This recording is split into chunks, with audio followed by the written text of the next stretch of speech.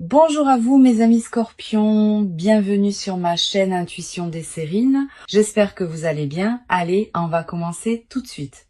Ton téléphone va sonner ou vibrer ou s'illuminer avec une notification qui va te faire arrêter tout ce que tu fais parce que quelque chose en toi reconnaît immédiatement que celle-ci est différente. Elle porte quelque chose. Et je te le dis maintenant, je pense que tu as géré tes attentes de manière tellement agressive pendant si longtemps que tu t'es accidentellement retiré toute excitation authentique, toute véritable anticipation. Tu es devenu tellement bon à te protéger de la déception, de l'espoir, que tu as construit ce système très efficace où tu te permets d'espérer juste un peu, juste assez pour continuer, mais jamais assez pour le ressentir pleinement ou pour te laisser être véritablement excité, parce que être véritablement excité signifie être véritablement vulnérable à se tromper. Et je comprends ce système complètement, il a totalement du sens étant donné tout ce que tu as traversé, mais je veux te dire aujourd'hui que tu peux le démanteler, au moins temporairement ou peu, être pour la durée de cette conversation et les jours qui suivent, parce que ceux qui se dirigent vers toi maintenant ne demandent pas des attentes gérées. Cela demande des mains ouvertes, prêtes à attraper réellement ce qui est lancé, plutôt qu'à se préparer à l'impact. Voici quelque chose que je veux que tu comprennes sur le type spécifique de bonnes nouvelles qui arrivent. Elle arrive à cause d'une chaîne très spécifique de cause à effet qui s'est construite dans ta vie, silencieusement, sous la surface de tout ce que tu as consciemment fait depuis plus longtemps que tu ne le réalises. Tu as planté des choses, des graines de relations, de développement de compétences, de réputation, de présence constante, même quand être présent semblait inutile.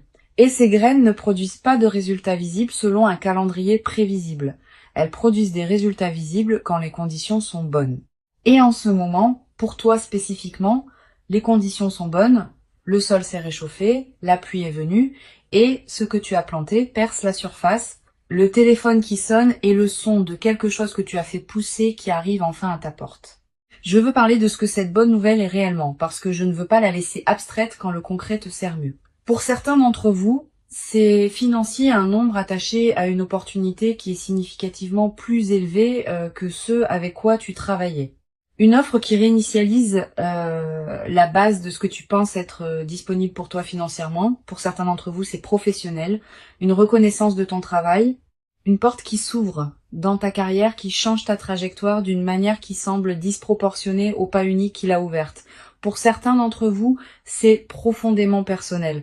Quelqu'un qui te contacte dont le nom à l'écran va faire à ton cœur quelque chose de compliqué et merveilleux. Pour certains d'entre vous, c'est une information pratique qui arrive et résout une situation que tu essayais de naviguer sans assez de clarté, qui te donne enfin ce dont tu as besoin pour avancer. Quelle que soit la forme spécifique qu'elle prend dans ta vie, voici ce que toutes ces versions ont en commun. Elles vont sembler irréelles. Pas fausses, véritablement réelles, mais irréelles, dans le sens de dépasser le plafond de ce que tu te permettrais d'espérer. Dans le sens d'arriver à un niveau qui rend tes circonstances actuelles soudainement très temporaires. Dans le sens d'être tellement plus que ce à quoi tu te préparais que ta première réaction pourrait en fait être de rire. Juste un rire pur, surpris, dépassé. Cela ne peut pas vraiment être en train d'arriver. Laisse-le venir. C'est de la joie qui ne sait pas encore quelle forme prendre. Elle le découvrira.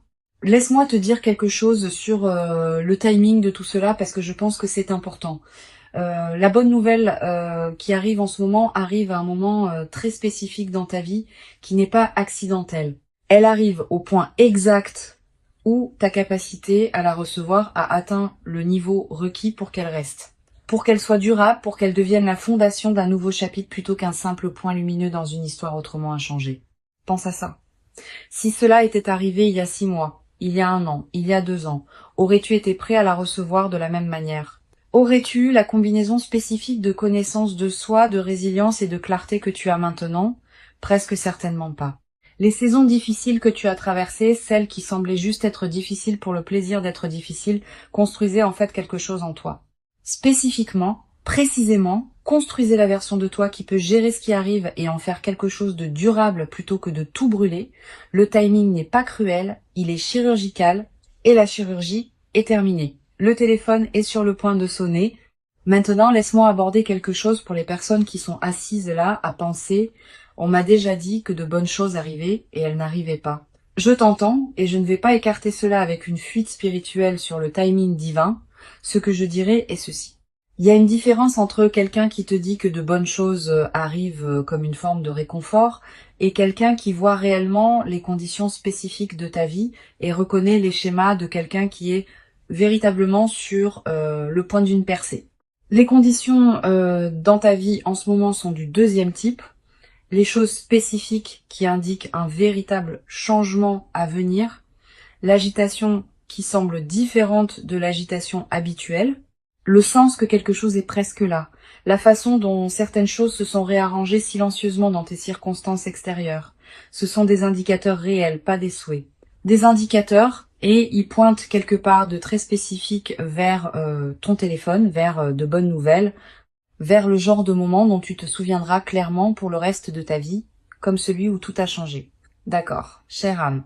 Le téléphone qui sonne est la note d'ouverture. Belle, significative, le moment où tout change. Mais la musique qui suit est ce qui compte réellement.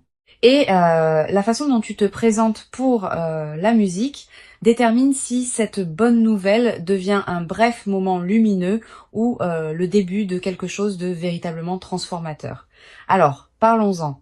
La première chose qui se passe après l'appel ou le message ou la notification, c'est que tu vas opérer dans un état émotionnel élevé.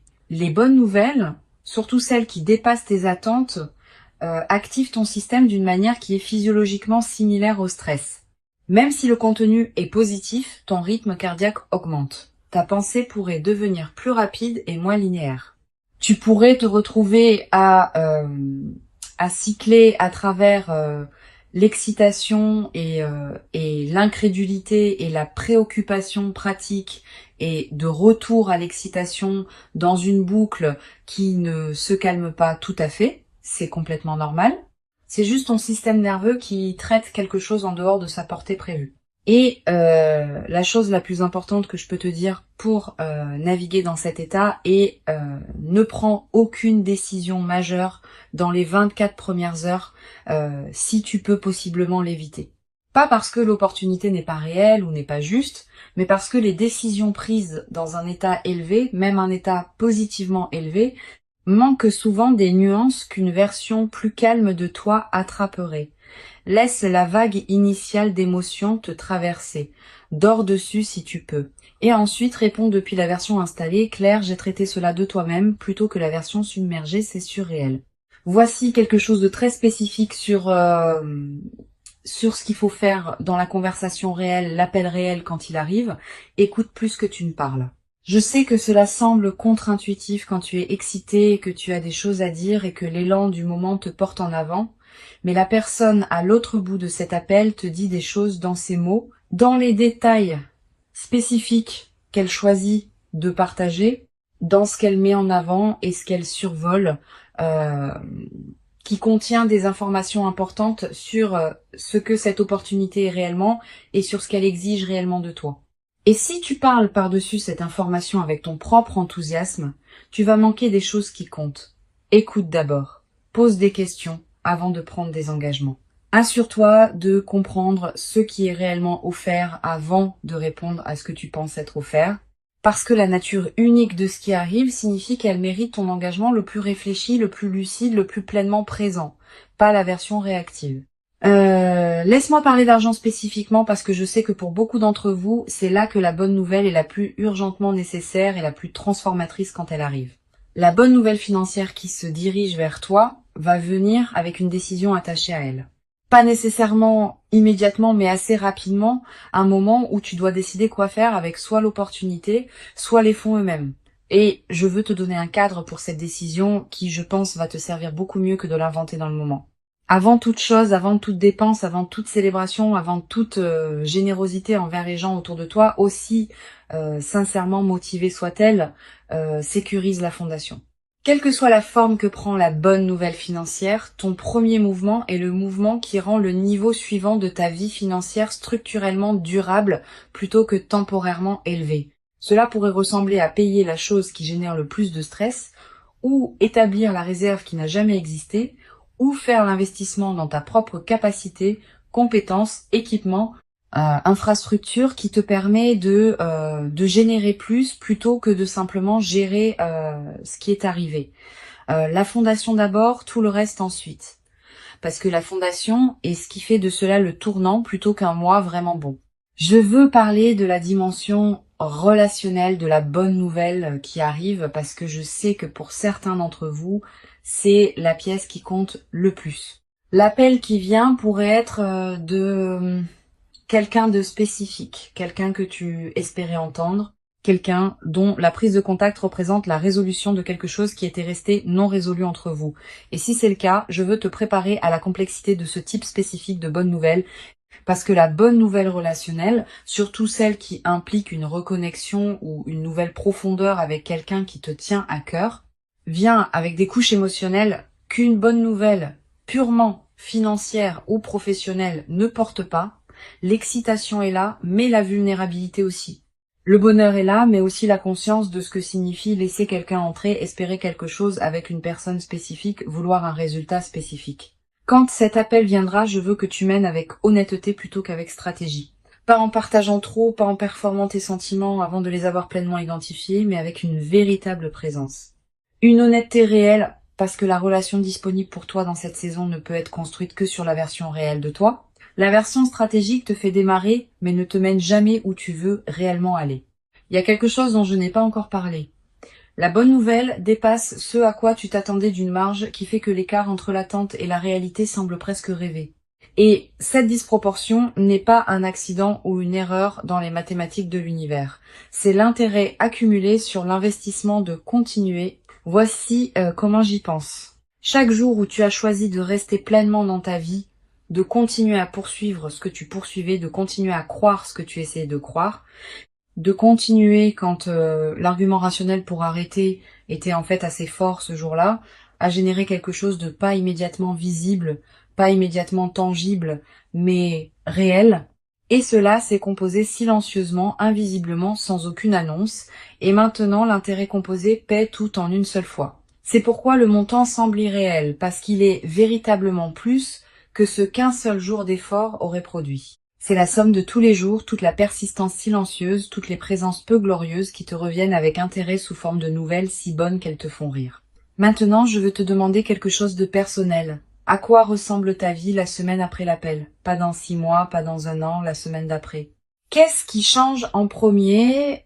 Que fais-tu différemment le lundi matin quand la chose s'est déjà produite? Quand la bonne nouvelle est déjà arrivée, a été confirmée et est maintenant juste la nouvelle réalité à l'intérieur de laquelle tu vis. Imagine-le. Sois spécifique. Parce que je pense que la plupart d'entre nous passons tellement de temps à penser, à vouloir la chose, que nous ne pensons jamais réellement à la voir. Et penser à la voir vraiment spécifiquement en détail fait quelque chose d'important. Cela rend la transition de vouloir à avoir moins choquante. Cela normalise la nouvelle réalité avant que la nouvelle réalité n'arrive. Ainsi, ton système n'essaie pas immédiatement de la rejeter comme étrangère. Alors, à quoi ressemble la semaine d'après? Peut être que cela ressemble à se réveiller et à ne pas immédiatement faire l'arithmétique mentale du pas assez. Peut être que cela ressemble à une conversation avec quelqu'un que tu aimes, qui n'a pas le sous-texte du stress financier qui court en dessous. Peut être que cela ressemble à dire oui à quelque chose à laquelle tu as dit non pour des raisons pratiques qui ne s'appliquent plus. Peut être que cela ressemble à s'asseoir quelque part ta cuisine, ta voiture, quelque part d'ordinaire et avoir cette vague soudaine, silencieuse, presque embarrassante de gratitude te submerger parce que tu y es arrivé, parce que tu as tenu bon, parce que la chose à laquelle tu as continué à croire s'est avérée être réelle. Ce moment arrive et il va être l'un des moments les plus privément significatifs de ta vie récente. Pas un triomphe public, pas quelque chose que tu expliques nécessairement pleinement à quelqu'un d'autre, juste un moment privé d'atterrir quelque part où tu essayais d'arriver depuis longtemps. Chérie, ce moment quand il arrive, c'est l'un des meilleurs que la vie offre. Maintenant, laisse-moi parler de la chose qui, je pense, pose la plus grande menace à la durabilité de ce qui arrive, et c'est pas ce que la plupart des gens s'attendraient. C'est pas trop dépenser ou trop de confiance ou aucun des pièges pratiques. C'est le réflexe de minimiser, de prendre la chose extraordinaire qui vient d'arriver dans ta vie et de la rendre immédiatement plus petite dans ton propre récit. répondre assez bien à comment vont les choses quand la réponse honnête est quelque chose de véritablement extraordinaire vient de se passer et ma vie est complètement différente de ce qu'elle était il y a 3 mois. Ce réflexe de minimiser vient de quelques endroits. Ne pas vouloir sembler se vanter, ne pas vouloir inviter les sentiments compliqués des autres sur ta bonne nouvelle, ne pas vouloir porter malheur en célébrant trop fort. Et toutes ces motivations sont compréhensibles. Mais l'acte de minimiser ta propre bonne nouvelle est aussi un acte de te minimiser toi-même. Et tu as fait assez de cela depuis assez longtemps. Laisse cela être grand, laisse-le être aussi grand qu'il l'est réellement. Pas de façon performative, pas pour le bénéfice de quelqu'un d'autre, mais intérieurement, privément, dans la façon dont tu te permets de reconnaître ce qui vient de t'arriver. C'est grand. Laisse-le être grand. Voici quelque chose à propos de l'appel spécifiquement que je veux aborder parce que je pense que cela compte. Après la conversation initiale, après que la bonne nouvelle a été délivrée et que tu as répondu et que l'appel s'est terminé, il va y avoir un écart. Une période entre l'appel et la pleine matérialisation de ce que l'appel représente, entre l'offre et la date de début, entre la conversation et la relation qui devient ce qu'elle devient. Entre la nouvelle et l'argent qui atterrit réellement, cet écart, quelle que soit sa longueur ou sa brièveté, est l'endroit où le doute aime le plus vivre. Où la voix qui dit « et si cela ne fonctionne pas » s'installe temporairement et commence à se mettre à l'aise. Je veux que tu saches que cette voix va arriver et je veux que tu sois prêt à l'expulser de manière cohérente chaque fois qu'elle s'installe. Pas en argumentant avec elle. Argumenter lui donne plus d'espace. Mais en ramenant ton attention à ce qui a déjà été confirmé. L'appel a eu lieu, l'offre est réelle. La relation va dans la direction où elle va. La preuve est réelle. Reviens à la preuve chaque fois que le doute essaye de la réécrire. Laisse-moi parler des gens autour de toi et comment naviguer avec eux pendant cette période parce que je pense que c'est quelque chose que les gens sous-estiment. Les bonnes nouvelles changent tes dynamiques avec les gens dans ta vie. Parfois de manière belle et parfois de manière compliquée. Les gens qui t'aiment véritablement vont célébrer cela avec toi et cela va approfondir ces relations d'une manière qui se sent vraiment bien. Mais il va y avoir des gens, et tu sais probablement déjà qui ils sont, dont la réponse à ta bonne nouvelle va sembler légèrement décalée. Pas ouvertement négative, juste légèrement plate, légèrement qualifiée, légèrement plus focalisée sur les complications potentielles que sur le fait que quelque chose de merveilleux vient de se passer pour toi. Ces réponses ne sont pas à propos de toi. Elles concernent le paysage intérieur spécifique de ces individus, leur propre relation à l'espoir et à la déception et à la bonne fortune des autres. Tu n'as pas à gérer leurs réponses ou à les aider à se sentir mieux à propos de ta bonne nouvelle, tu dois juste être sélectif sur avec qui tu la partages dans les premiers stades quand c'est encore tendre. Donne-lui le temps de se solidifier dans ta propre expérience avant de l'exposer à la météo des sentiments compliqués des autres. Je veux passer une minute sur quelque chose que je pense est très spécifiquement pertinent pour ce moment. La bonne nouvelle qui arrive dans ta vie arrive dans le contexte de tout le reste qui se passe dans ta vie. Les défis en cours, les choses qui sont encore non résolues, les domaines où l'amélioration n'est pas encore arrivée. Et il pourrait y avoir une tentation de laisser l'arrivée de la bonne nouvelle dans un domaine créer de la pression dans les autres. Comme si maintenant que cette chose fonctionne, tout le reste doit immédiatement tomber en ligne aussi. Ou comme si la bonne nouvelle dans un domaine soulignait par contraste à quel point les choses doivent encore aller loin dans un autre. Ne laisse pas la bonne nouvelle devenir une source de nouvelles pressions. Laisse-la être ce qu'elle est. Une chose véritablement merveilleuse se produisant au milieu d'une vie qui est, comme toutes les vies, un mélange de choses qui fonctionnent et de choses sur lesquelles on travaille encore. L'arrivée d'une bonne nouvelle n'exige pas que tous les autres problèmes se résolvent immédiatement pour qu'elle soit valide et digne d'être célébrée. Une chose à la fois, cette chose, en ce moment, est suffisante. Voici la dernière chose que je veux te dire, et je veux la dire simplement parce que je pense que la simplicité est ce qui te sert le mieux à la clôture d'une conversation comme celle-ci. Ton téléphone va sonner ou vibrer ou s'illuminer, et quand il le fera, quelque chose va changer en toi immédiatement physiquement, avant même que tu connaisses le contenu complet de ce qui est délivré. Un changement que tu vas reconnaître comme la chose que tu attendais, pas parce que quelque chose que j'ai dit l'a fait arriver, cela arrivait déjà avant que cette vidéo n'existe, mais parce que tu as construit vers cela, survécu vers cela, refusé d'abandonner ton chemin vers cela pendant plus longtemps que la difficulté de la chose aurait dû l'exiger, et maintenant c'est là. Maintenant, c'est vraiment, véritablement, enfin là. Et le sentiment quand cela arrive, quand la nouvelle atterrit, quand la réalité de cela s'installe dans ton corps et ton esprit, et ta compréhension de ce à quoi ta vie va ressembler, à partir de ce point, ce sentiment va être l'une des meilleures choses que tu aies jamais ressenties. Irréel dans le sens le plus réel du mot. Décroche le téléphone. La nouvelle, en revanche, vaut la peine d'être entendue. Alors, mes chères âmes, si cela vous a trouvé exactement au bon moment aujourd'hui, si quelque chose ici semblait moins une vidéo et plus un message qui tombe, écrivez "mon téléphone est prêt" dans les commentaires maintenant, parce que c'est la posture ouvert, présent, prêt à recevoir tout ce qui vient, sans broncher à quel point c'est réellement bon. Et je veux savoir à quoi ressemblerait la bonne nouvelle la plus irréelle pour toi en ce moment. La chose spécifique qui te ferait t'arrêter et juste fixer ton téléphone parce que tu ne pourrais pas croire que c'est réel, dis-le-moi dans les commentaires, sois spécifique, sois honnête, parce que la chose que tu as presque peur de dire à voix haute est généralement la chose qui arrive vraiment. Si c'est nouveau pour toi, abonne-toi maintenant. C'est ce que nous faisons ici de manière constante, et le prochain pourrait être le message dont tu as encore plus besoin que celui-ci. Écris "mon téléphone est prêt". On se voit dans les commentaires.